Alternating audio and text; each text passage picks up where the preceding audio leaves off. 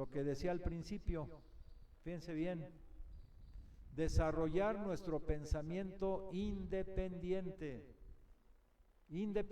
que nadie nos imponga nada.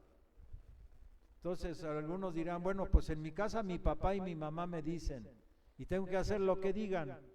No, siempre ustedes se encontrarán de manera comedida, adecuada, respetuosa, poder intercambiar puntos de vista discrepantes a veces con los padres, pero con respeto, y convencer, pero el pensamiento que ustedes deben desarrollar debe ser independiente, no puede ser por imposición, ni con los maestros. O sea, el maestro es un orientador, es un guía, es un transmisor de conocimientos, pero no nada más eso, mucho tiempo se pensó que era eso. No, pero ahora, de acuerdo a la nueva escuela mexicana, también lo más valioso es la interacción entre el estudiante y el docente, siempre de manera respetuosa. Entonces, nosotros, cada uno de ustedes, debe construir su propio destino sin imposición de nadie. Esa es una cuestión básica del ser humano. La independencia, pensamiento independiente. Y eso nos lleva a construir por nosotros mismos nuestro propio destino. Y así como pasa como cada uno de los seres humanos, también pasa con nuestro pueblo, integrantes de una gran nación. Por eso la presidenta de México ha dicho siempre, no somos colonia de nadie, para que nadie venga a imponernos sus condiciones. No somos protectorado de nadie, ni siquiera ya somos tierra de saqueo de nadie. Somos un país libre, independiente y soberano. Y lo que decida nuestro pueblo, lo decide el pueblo, no por imposición externa o por imposición de un grupo minoritario que puede tener muchos recursos económicos, pero que no representa la voluntad legítima de nuestro pueblo. Entonces, ese es el concepto central que se desprende de ese libro. Desarrollar en los seres humanos el pensamiento independiente. Y como nación, la aspiración máxima de cada pueblo es construir también por sí mismo su propio destino con independencia. Pero eso ya entra dentro del proceso socioeconómico, sociohistórico del desarrollo de los seres humanos. Si ahora lo vemos como pueblo, imagínense ustedes, y con esto concluyo, estamos en un momento importante porque estamos construyendo lo que se ha dado en llamar la cuarta gran transformación. Con la presidenta de México estamos construyendo el segundo piso de la cuarta transformación. Quiere decir que antes hubo 3 transformaciones más, si no, no hablaríamos de la cuarta. ¿Cuál fue la primer gran transformación de nuestro pueblo? La lucha por la independencia. Lograr la independencia con respecto a España. Esa fue la lucha que encabezó el cura Hidalgo, José María Morelos y Pavón, después Vicente Guerrero y otros.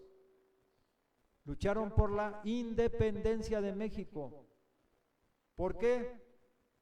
Porque el cura Hidalgo enseñaba a los campesinos el cultivo de la vid y el cultivo del gusano de seda, pero eso estaba prohibido, porque eso nada más debía ser o hacerse en España, y de allá nos traían los productos, pero aquí no, estaba prohibido.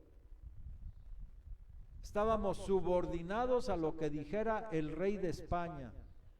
¿Quién era el soberano de todas estas tierras que se conoció como la Nueva España? El soberano era el rey de España, que en 300 años, por cierto, ningún rey de España visitó estas tierras, pero él era el soberano de estas tierras. Entonces Hidalgo y Morelos, entre otros, dijeron, eso no puede seguir pasando. Vamos a luchar por la independencia de esta gran nación. Ese fue el primer gran movimiento transformador. la lucha por la independencia de México para dejar de ser colonia de los españoles. Y luego el segundo gran movimiento transformador fue el que encabezó Benito Juárez con las leyes de reforma, que fue la separación del Estado y la Iglesia. Como dice la Biblia, a Dios lo de Dios y al César lo del César, ¿no? Pero ese movimiento implicó que alguna minoría en México no estuvo de acuerdo, porque se trastocaban intereses. Y entonces fueron a Europa a pedir que nos viniera a gobernar Maximiliano de Habsburgo. Y Maximiliano de Habsburgo llegó con varios miles de soldados franceses, que era el principal ejército del planeta en ese tiempo.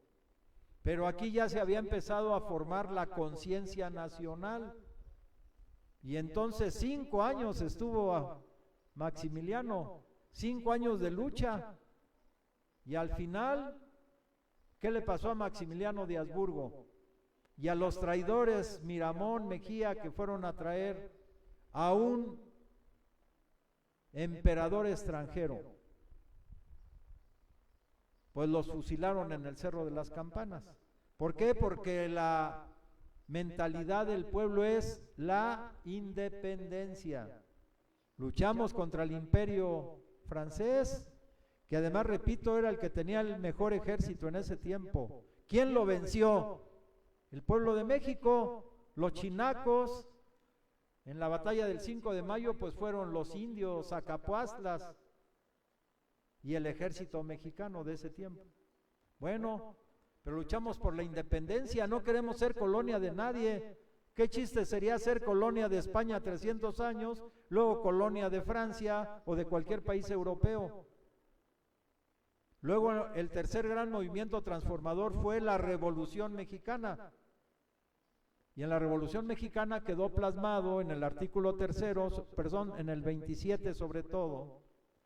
Fíjense bien lo que dice el artículo 27, ahí se los dejamos de tarea para que lo lean, como buenos patriotas y mexicanos. Dice: el propietario originario del suelo, subsuelo, aguas, ríos comprendidos en los límites del territorio nacional. ¿Quién es el propietario originario? La nación mexicana. Eso no dice la Constitución de Estados Unidos, ni de Inglaterra, ni la de Francia. Aquí el propietario originario es la nación mexicana. ¿Por qué? Porque nos despojaron 300 años y luego quisieron despojarnos más, y luego llegaron las grandes empresas transnacionales y nos despojaron también de gran cantidad de tierras. ¿Quiénes eran dueños de las minas antes de que se iniciara la revolución de 1910 al 17? Extranjeros. ¿Quiénes eran dueños de los ferrocarriles? Extranjeros. ¿Quiénes eran dueños de las empresas generadoras de energía eléctrica? Extranjeros. ¿Quiénes eran dueños de telégrafos? Extranjeros. ¿Quiénes eran dueños de correos? Extranjeros. ¿Quiénes eran dueños del petróleo? Extranjeros. Por eso se dice en la Constitución, después del tercer gran movimiento transformador, que el dueño originario de todo lo que existe en los límites comprendidos del territorio nacional es la nación mexicana, no los extranjeros. Bueno, ese tercer gran movimiento transformador fue, dentro de sus características, movimiento antiimperialista. Y ahora el cuarto gran movimiento transformador, que encabezó el presidente López Obrador y hoy continúa la presidenta de México, una de sus vertientes principales fue la lucha antineoliberal, porque los neoliberales impusieron sus condiciones a México. ¿Quién impuso la reforma educativa? Que ni fue reforma educativa. Desde las oficinas del Banco Mundial, del Fondo Monetario Internacional, del Banco Interamericano de Desarrollo. ¿Quién dijo no hay que dar aumentos salariales porque generan inflación? Pues esos organismos internacionales. ¿Quién dijo hay que privatizar Pemex, CFE, empresas estatales? Pues esos organismos internacionales. Aunque no nos invadieron militarmente, pero nos impusieron económicamente sus condiciones y no queremos eso. Por eso con esto concluyo. ¿Cuál es la historia del pueblo de México? Es la historia de nuestro pueblo por lograr la plena independencia de nuestra patria. Independencia. Que México sea un país independiente, que los mexicanos decidamos por nosotros mismos nuestro destino sin que nadie de fuera nos lo imponga. En el primer movimiento transformador fue una vertiente la lucha anticolonial, en el segundo la lucha antiimperial, en el tercero la lucha antiimperialista, en el cuarto la lucha antineoliberal. Queremos un país independiente y para lograrlo en el menor tiempo posible necesitamos la aplicación de la ciencia y la técnica con creatividad, con audacia para construir una patria independiente.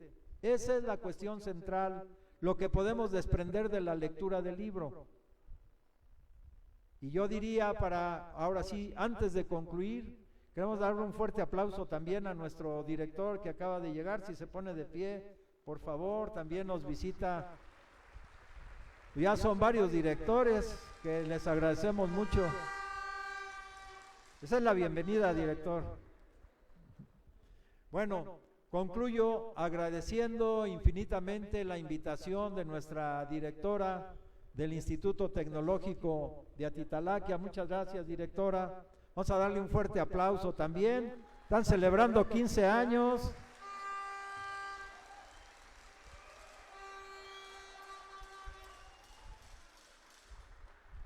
Y tener presente que el Instituto Tecnológico de Atitalaquia, igual que todos los institutos tecnológicos, los primeros que se construyeron fue en 1948 en Chihuahua y en Durango, pero de ahí para acá son 254 instituciones que se construyeron pues para ayudar a la independencia científica y tecnológica de nuestro país. Entonces, que cada uno de ustedes como futuros ingenieros se lleve eso tatuado en su mente y en su corazón. Lograr la independencia científica y tecnológica del país para que nuestro pueblo tenga mejores condiciones de vida, más humanas, más solidarias, más fraternales. Para concluir, les pedimos que todos digamos el grito del TEC-NM, ¿no? A las 3, ya saben, todos somos TEC-NM, si nos ponemos de pie para que sea más emocionante. Bien, 1, 2, 3, todos somos TEC-NM. Gracias.